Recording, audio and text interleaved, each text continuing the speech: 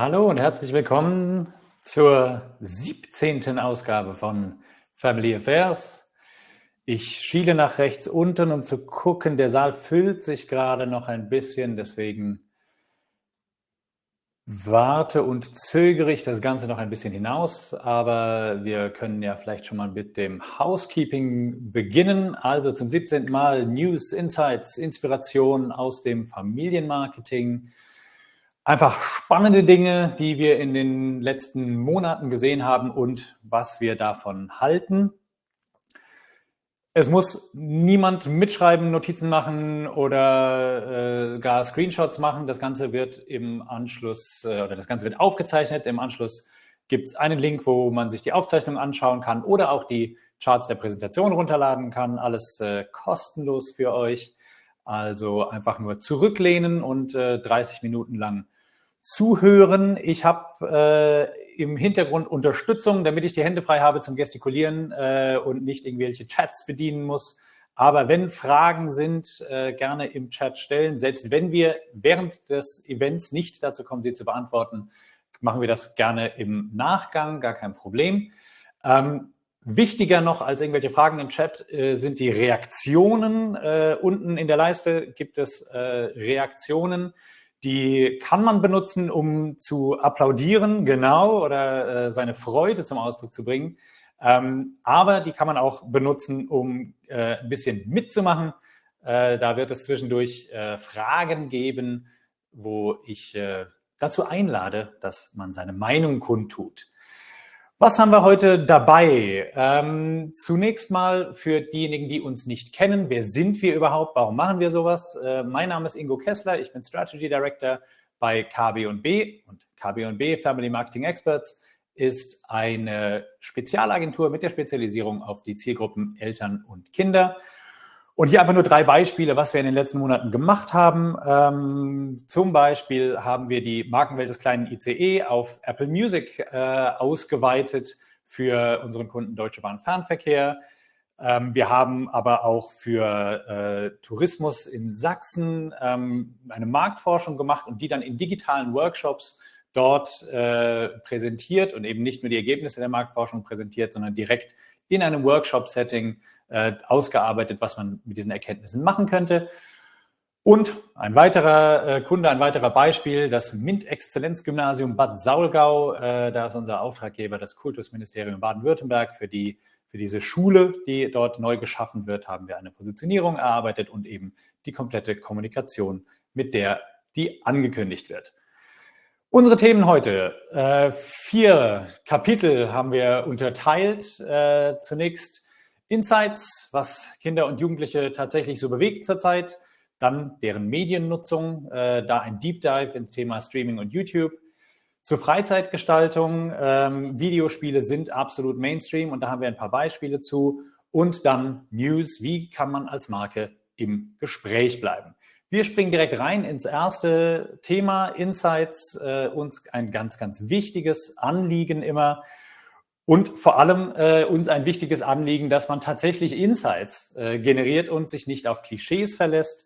Die Gen Z zum Beispiel ist nämlich gar nicht so faul, wie viele denken. Laut Institut für Arbeitsmarkt- und Berufsforschung ist die Erwerbsbeteiligung 20- bis 24-Jähriger bei 76% und zwischen 95 und 2015 lag sie nur bei 70%.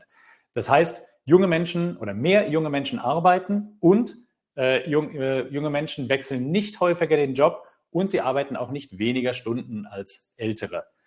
Also ein Klischee busted. Ein weiteres, gar nicht so sehr ein Klischee, aber eine weitere wichtige Tatsache, die man sich vor Augen führen muss. Ab 10 haben die meisten in Deutschland ein eigenes Smartphone. Das kommt auch nicht mal aus unserer eigenen Marktforschung, obwohl die das bestätigt. In diesem Fall kommt das von einer Studie von Bitkom, die eben festgestellt hat, dass unter 6- bis 9-Jährigen nur 17% ein Smartphone haben, während unter den 10- bis 12-Jährigen es 76% sind. Also dieser riesige Sprung von 9 auf 10 Jahre zum 10. Geburtstag oder eben zur Einschulung an der weiterführenden Schule gibt es in der Regel das eigene Smartphone in Deutschland. Interessanterweise ein eigenes Tablet wird oft schon früher angeschafft. Da haben nämlich bei den 6- bis 9-Jährigen schon 42% ein eigenes. Was wir sagen wollen ist, bitte, bitte Klischees vergessen und genau hinschauen, was Jugendliche und Kinder wirklich umtreibt und nicht, was wir älteren Menschen gerne hätten oder glauben, was sie umtreibt. Dann, weil ich gerade sagte, ab 10 gibt es das eigene Smartphone. Das heißt, damit explodiert natürlich auch die Nutzung von allem, was es online so zu nutzen gibt. Und da hat Sky News in den letzten Monaten in einer Reportage aufgedeckt, dass es ziemlich viele illegale Casinos auf Roblox gibt, die eben zu Online-Glücksspiel verleiten. Und da das auf Roblox ist, wo viele Kinder unterwegs sind, besteht da eben die Gefahr, dass Kinder zu Online-Gambling, zum Online-Glücksspiel verleitet werden. Ist anscheinend leider in der Natur der Menschheit. Wenn man eine Plattform schafft, dann gibt es Menschen, die versuchen, die auszunutzen. Auf etwas höherem Niveau oder organisierterem Niveau sind Lootboxen unterwegs. Und hier haben wir eine erste Frage an das Publikum. Weißt du, was eine Lootbox ist? Eine Lootbox ist etwas, was man sich, ich sehe an den Emoji, dass ich es ein bisschen erklären muss. Eine Lootbox ist etwas, ein Upgrade sozusagen, das man sich am Spiel kaufen kann, aber man weiß nicht, was drin ist. Es ist Zufall, was da drin, was man da bekommt. Und da hat jetzt eine große Anwaltskanzlei in Kanada gesagt, eigentlich ist das illegales Glücksspiel, was ihr da macht, und ihr bietet es Kindern an und hat deswegen EA, Electronic Arts, verklagt. Wem EA nichts sagt, von EA kommen so Spiele wie EAFC, das hieß bis letztes Jahr noch FIFA, oder The Sims, also ein sehr, sehr großer Spieleentwickler. Und diese Kanzlei hat auch angekündigt, dass sie vorhaben, weltweit alle Spieleentwickler zu verklagen, die Lootboxen anbieten. Nicht verklagen, sondern aufklären möchte die EU-Kommission, nämlich über Methoden der Ingame-Werbung, zum Beispiel über Lootboxen, aber auch über Pay-to-Win-Mechanismen und Mikrotransaktionen. Deswegen hat die EU-Kommission diese Kampagne gestartet unter dem Namen AdWise Online. Da gibt es tatsächlich Werbung, Social-Media-Ads, Influencer-Aktivierung, aber es gibt auch eine Podcast-Reihe, es gibt Webinare, die man als ganze Schulklasse belegen kann, und Unterrichtsmaterialien für Lehrkräfte. Was wir damit sagen wollen ist, die Kinder sind online, wir wissen, ab 10 sind die allermeisten online, und das verlangt von uns, vom Marketing und von der Politik ein hohes Maß an Verantwortungsbewusstsein und an Aufklärungsarbeit. Denn das ist auch nicht nur zum Spaß, dass sie online sind, sondern das sind auch wichtige Nachrichtenquellen. Nicht nur bei den jungen Menschen übrigens, in jeder Altersgruppe in dieser Studie des Hans-Bredow-Instituts ist die wichtigste Nachrichtenquelle YouTube. Nur bei den 18- bis 24-Jährigen wird YouTube noch von Instagram geschlagen. Das heißt, die Realität ist, Menschen informieren sich, und vor allem junge Menschen informieren sich über soziale Medien. Das ist eine Nachrichtenquelle, das ist ein Nachrichtenkanal, und das ist einfach so. Und was Australien gerade unabsichtlich demonstriert, ist, dass einfach nur pauschal verbieten nicht funktioniert. Im November ist Australien vorgeprescht und hat per Gesetz die Nutzung sozialer Medien für unter 16-Jährige verboten. Im Februar hat dann die australische Online-Sicherheitsbehörde eSafety einen Bericht verfasst, um zu untersuchen, welchen Effekt dieses Verbot denn hatte auf die Social-Media-Nutzung Jugendlicher, und das Ergebnis war gar keinen. Die Nutzung sozialer Medien durch Jugendliche ist in Australien kein Stück zurückgegangen zwischen November und Februar, obwohl es ein Gesetz gab, das es eigentlich verbieten sollte.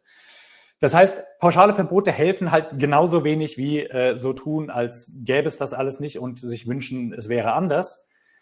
Die Frage, die ihr euch also stellen solltet, the kids are online, that's a fact. Bist du in der Lage, ihnen dort verantwortungsvoll gegenüberzutreten? Kommen wir zu unserem zweiten Thema, zum Thema Mediennutzung bzw. dem Deep Dive zum Thema Streaming und YouTube. Da zunächst einmal der Superstar, die Rakete im Kinderentertainment der letzten Jahre, Bluey. Das war 2024 die meistgestreamte Sendung in den USA. Und zwar nicht die meistgestreamte Kindersendung. Manche haben es schon gesehen. Hier ist eine Frage wieder drauf. Genau. Wie viel Bluey wird bei dir zu Hause geguckt? Und die meisten scheinen keine Kinder im Bluey-Alter zu haben hier. Jetzt kommt da jemand. Auf jeden Fall Bluey nicht nur die erfolgreichste Kinderserie, sondern die erfolgreichste Sendung über alle Genres hinweg in den USA in 2024. Und das bei einer Serie, die wirklich nur Kinder im Vorschulalter anspricht. Ziemlich spektakulär. Auch spektakulär, dass Grey's Anatomy auf Platz 2 ist in diesem Ranking, aber darüber wollen wir jetzt nicht sprechen. Kindersendungen, also insgesamt im Streaming sehr, sehr wichtig und auch für eine Plattform wie YouTube sehr, sehr wichtig. YouTube hat Zahlen veröffentlicht über das vergangene Jahr, dass mehr als 1 Milliarde Stunden auf Fernsehern, auf großen Bildschirmen YouTube geschaut wurde. YouTube ist eben nicht mehr nur das, was irgendwie auf Laptops, Tablets oder sogar auf dem Smartphone passiert, sondern YouTube gibt es eben über Smart TVs auch auf Fernseher. Und das ist immerhin schon 1 Milliarde Stunden weltweit gewesen. Und einer der meistgesehenen Kanäle dabei ist diese junge Dame, die hier abgebildet ist, Miss Rachel, die ein Programm für Vorschulkinder macht. Das heißt, auch hier, die Kindersendungen sind es, die YouTube in die Wohnzimmer bringen. Der Anteil der 4K-Qualität-Videos auf YouTube ist um mehr als 1/3 gestiegen im letzten Jahr, weil eben auch die Content-Creator, die das produzieren, da aufspringen und sagen, wenn das auf einem 4K-Fernseher geguckt wird, dann ist das hoffentlich auch, dann sollte das auch entsprechende Qualität haben. Also YouTube ist mit Abstand die wichtigste Plattform in der Mediennutzung von Kindern. Das wissen wir und deswegen schauen wir einmal an, was da so passiert, was da für Kinder so gemacht wird. Zum Beispiel MrBeast passiert da. MrBeast ist ja YouTuber, hat einen Deal mit Moose Toys und hat zusammen mit Moose Toys auch diese Spielzeugserie, die hier auf dem Bild abgebildet ist, die MrBeast Lab Serie. Und in diesem Jahr soll jetzt eine Animationsserie herauskommen, wo MrBeast mit einer Gruppe von Kindern zusammen eben mit diesen Monstern oder solche Monster erschafft und gegen andere Monster kämpft. Also eine ganze Story World, eine ganze Welt, die um diese Spielwaren herum gebaut wird, rund um MrBeast, der ja ohnehin schon eine Riesenfigur auf YouTube ist. Andere machen Ähnliches. Schleich, Eldredor Creatures kennen wir sicher alle, sehr, sehr erfolgreiches Produkt und eben eins, wo sich auch tolle Geschichten drum spannen lassen. Das wird jetzt Toon to Tango machen. Es soll eine animierte Serie rund um diese Figuren geben. 52 Episoden, 11 Minuten sind direkt im Paket gekauft worden, also auch kein kleines Experiment. Um Eldredor Creatures gibt es ja schon alles Mögliche an Zeitschriften, Apps und so weiter jetzt eben auch eine Animationsserie auf YouTube. Und dann gleich nochmal jemand, der seine Spielware auf YouTube präsentiert. Hasbro hat eine Serie rund um die Transformers oder die Autobots produziert mit einem sehr interessanten Ansatz, den wir uns deswegen mal angucken können. Während ihr die Frage beantwortet, ob eure Marke schon auf YouTube präsent ist, schauen wir jetzt mal kurz dieses Beispiel an, wie Hasbro die Autobots auf YouTube inszeniert.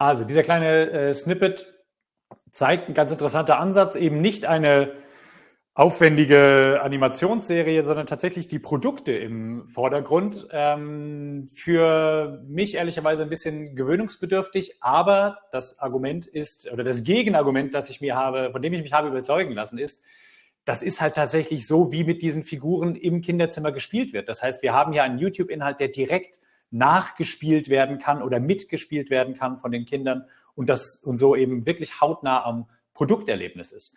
Sehr, sehr interessanter Ansatz. Also, Content Marketing und Entertainment-Inhalte auf YouTube sind ein Weg für Marken, die Kinder als Publikum haben, Millionen davon zu erreichen. Und jetzt kommt hinzu zu diesem bestehenden Potenzial eben künstliche Intelligenz. YouTube hat angekündigt, dass sie das KI-Modell Neo 2 einbinden werden, direkt in der YouTube Shorts App. Das heißt, man kann direkt in der App sich KI-generierte Videos generieren lassen und die direkt hochladen. Ohne irgendwelche anderen Tools zu brauchen, kann man direkt aus der YouTube-App Videos produzieren und auf YouTube hochladen. Die werden dann auch automatisch mit Wasserzeichen versehen und als KI generiert gekennzeichnet. Aber es ist eine kleine Vorschau auf die unfassbaren Möglichkeiten, die da in sehr, sehr naher Zukunft kommen, weil eben jetzt Videoinhalte sehr, sehr leicht mit KI generiert werden können. Deswegen Frage an euch, an dich: Wie können wir dir helfen, dort präsent zu sein, wo Millionen Kinder zuschauen? Vielleicht können wir es sogar recht kosten- und zeiteffizient mit Hilfe von KI machen.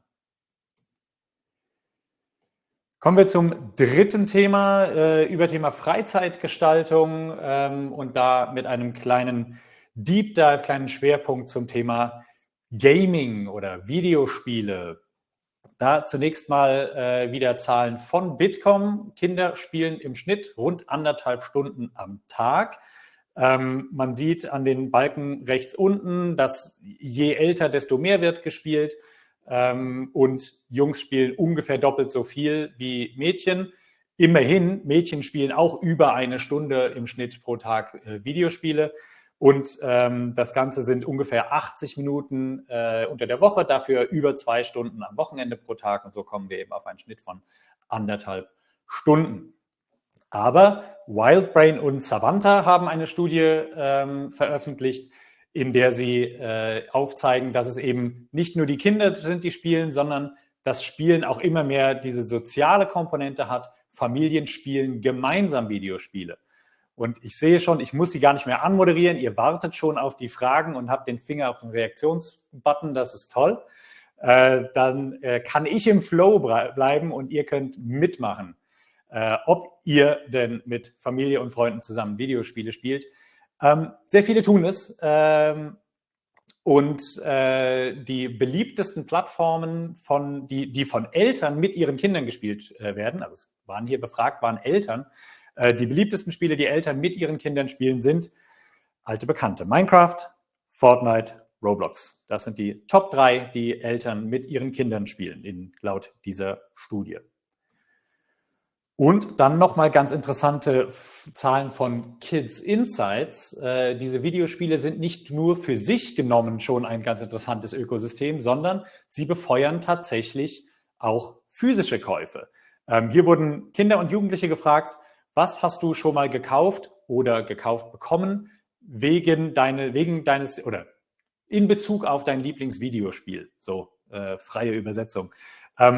Das Ganze eben aus dem Future Forecast 2025 der Insights Family. Und wir sehen hier, bei den Jüngsten ist es vor allem Spielzeug, was gekauft wurde, was zu den Videospielen passte, die man gerne spielt. Aber auch bei den Teenagern noch mehr als 1/5 gibt an, dass sie schon Kleidung gekauft haben, die was mit dem Videospielen zu tun hat, die sie spielen. Also Gamer, diesen Begriff müssen wir uns abgewöhnen, denn mit Gamer beschreiben wir eigentlich eine Zielgruppe, die alle Menschen bedeutet, und das ist nicht besonders hilfreich. Aber Gamer, also Menschen, die Videospiele spielen, sind einfach eine hochattraktive Zielgruppe. Und weil das eine hochattraktive Zielgruppe ist, ich habe eben Roblox schon erwähnt, ist da auch eine ganze Menge Bewegung drin. Brookhaven, hier hätte ich vielleicht auch die Frage drauf machen können: Wer kennt Brookhaven? Wer Brookhaven nicht kennt, es ist das beliebteste, meistgespielte Roblox-Spiel aller Zeiten. Insgesamt 60 Milliarden Visits, hat monatlich 120 Millionen aktive Spielerinnen und Spieler.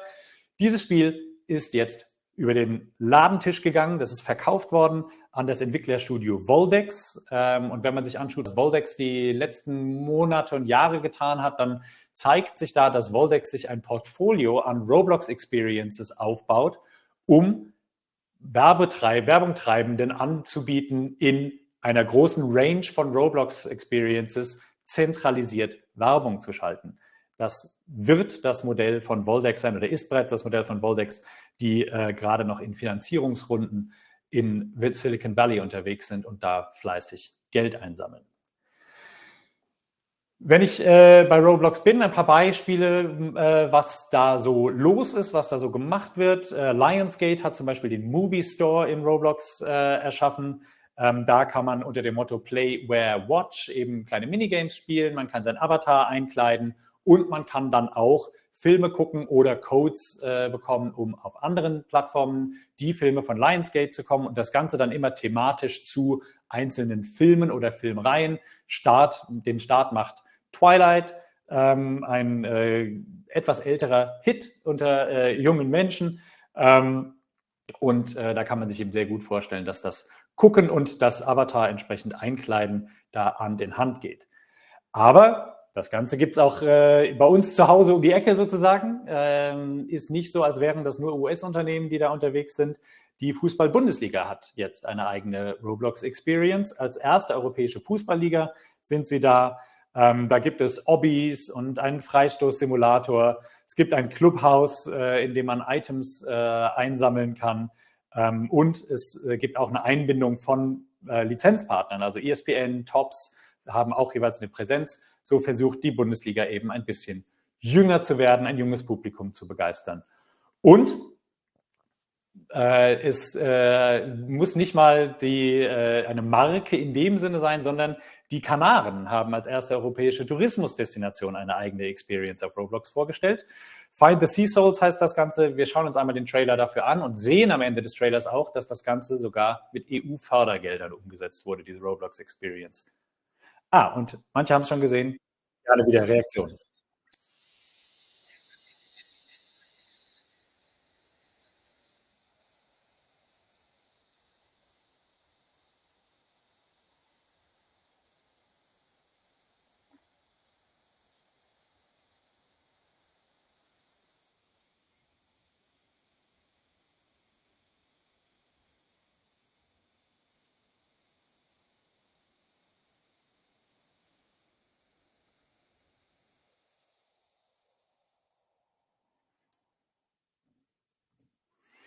Also auf Roblox präsentieren sich die vielfältigsten Institutionen und Marken einem jungen Publikum.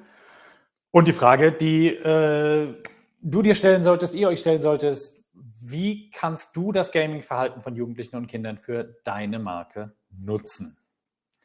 Kommen wir zu unserem letzten Kapitel für heute, wie Marken im Gespräch bleiben. Da haben wir einmal das Thema Produktinnovation. Zum Beispiel hier diese Kombination aus zwei ziemlich klassischen Gewinnerthemen, Autos und Fußball. Das Ganze kombiniert hat Carrera den Toy Award in der Kategorie School Kids bei der Spielwarenmesse eingebracht. Also mit ferngesteuerten Autos einen Ball in ein Tor bugsieren, klingt nach einem Klassiker von einem Thema. Sehr schöne Idee. Dann etwas, was ich jetzt mich einfach mal aus dem Fenster lehne und sage, das ist ein kommender Trend, die KI-Kuscheltiere. Das ist eine mega ultra gepimpte Version vom Tamagotchi, was vielleicht der eine oder die andere kennt. Eben ein Kuscheltier, das mit diversen Sensoren und Chips und Anschluss an, zum Beispiel hier bei Ropet, was hier abgebildet ist, mit Anschluss an ChatGPT, reagieren kann und die Körpertemperatur verändern kann und sich sogar mit einem unterhalten kann, weil eben ChatGPT darin sehr, sehr gut ist. Das wird kommen oder ist bereits auf dem Weg, vor allem im Moment von vielen chinesischen Anbietern, wird auf jeden Fall kommen. Also tatsächlich natürlich Produktinnovationen, wirklich neue Ideen sind ein Weg, im Gespräch zu bleiben. Ein anderer, hier das Beispiel von SpongeBob. SpongeBob ist auf Mission Meeresschutz unterwegs. Zusammen mit Embrace the Ocean und Rhine Cleanup hat das hier Super RTL gemacht, umgesetzt durch uns, durch KW&B, nämlich Unterrichtsmaterial für die 3. und 4. Klasse. zum Thema Schutz der Gewässer oder Umweltschutz und Recycling insgesamt, konkret eben Schutz von Gewässern, weil SpongeBob als Meeresbewohner natürlich ein großes Interesse daran hat, dass die Meere sauber bleiben. Tatsächlich konnte man 1000 Pakete dieses Unterrichtsmaterials physisch bestellen. Innerhalb des ersten Tags waren die vergriffen. Aber keine Sorge, man kann sich das einfach selber runterladen und ausdrucken. Die Mission Meeresschutz von SpongeBob, also können noch viel, viel mehr Schulklassen da mitmachen. Und ein weiterer Weg, im Gespräch zu bleiben, ist, Neuigkeiten auf interessante Weise zu verkünden. Wir schauen hier mal rein. Viele werden es mitbekommen haben, weil es wirklich Wellen geschlagen hat. Die Nachrichten von Peppa Pig bzw. ihrer Mutter Mummy Pig.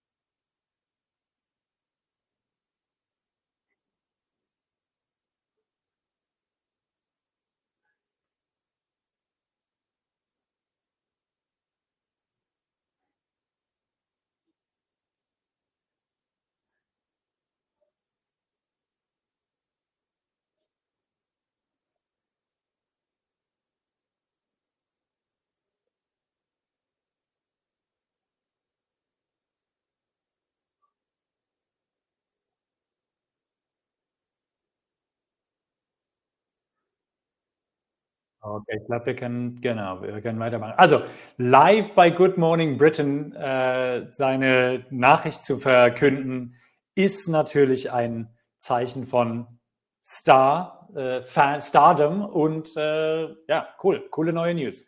Also, aktuelle Themen, spannende Neuigkeiten, damit kann man eben auch als etablierter Charakter, die Serie Peppa Pig ist über 20 Jahre alt, mal für frische Schlagzeilen sorgen. Also, welche Neuigkeiten hat deine Marke zu erzählen? Ein paar Beispiele, durch die ich ein bisschen durchrennen muss, weil ich sehe, dass wir nah dran sind zu überziehen. Spannende Markenkooperation zwischen Hasbro und Mattel. Man sollte meinen Konkurrenten, aber es wird Play-Doh Barbie-Produkte geben diesen Sommer, wo man eben aus Knete Kleidungsstücke für Barbie selber gestalten kann. Oder Doritos helfen bei der Bewerbung des Minecraft-Films. Es wird zum ersten Mal, oder es gibt gerade schon, das gibt es ja schon, quadratische Doritos. Die sind immer dreieckig. Wer quadratische Doritos in seiner Packung findet, leider nur in Großbritannien, der kann an einem Gewinnspiel teilnehmen und tolle Preise gewinnen. Warum? Weil der Minecraft-Film ins Kino gekommen ist und in Minecraft ist eben alles quadratisch oder zumindest viereckig. Und dann etwas exotischer, die Minions gibt es bei Lush. Vielleicht einmal noch ein letztes Mal mit einer Reaktion. Wer hätte Interesse daran, nach Banana zu riechen? Aber ist auf jeden Fall eine witzige Idee, dass es jetzt Duschgel und dergleichen bei Lush von den Minions gibt. Also einfallsreiche Markenkooperationen sind auch was, womit man im Handumdrehen zum Talk of the Town wird. Ein letztes kleines Thema habe ich noch und das ist das Thema Kinderpodcasts.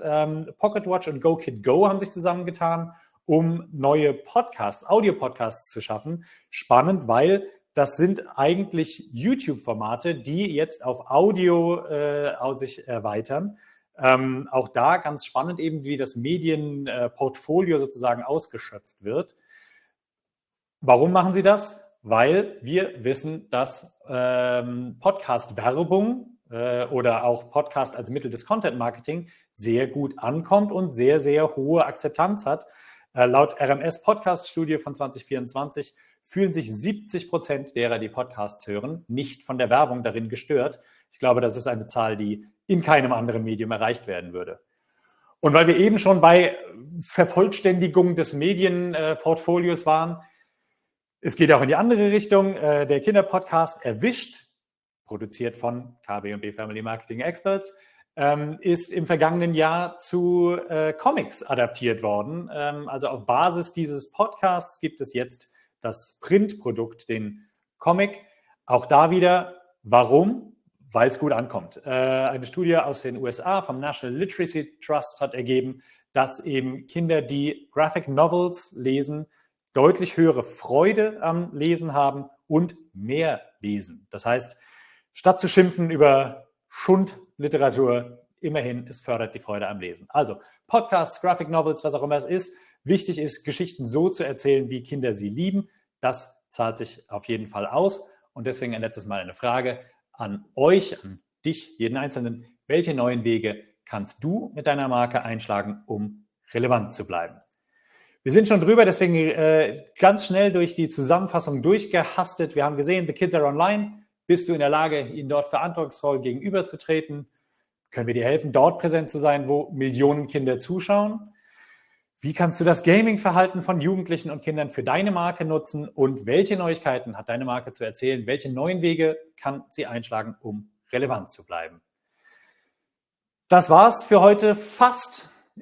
Ich erwähne noch einmal schnell, dass es auch ein Newsletter-Format zu Family Affairs gibt. Wer nicht jedes Mal 3 Monate warten möchte, jede Woche gibt es Insights in die Inbox von uns, also gerne zum Newsletter anmelden. Und dann freuen wir uns über Feedback, gerne direkt hier oder anrufen, E-Mail schreiben, per LinkedIn, wo auch immer. Und zum Abschluss für die, die 3 Minuten Geduld hatten, haben wir noch einen kleinen Aussteiger zum Schluss. Diesmal aus Nahost, einen kleinen Spot von IKEA.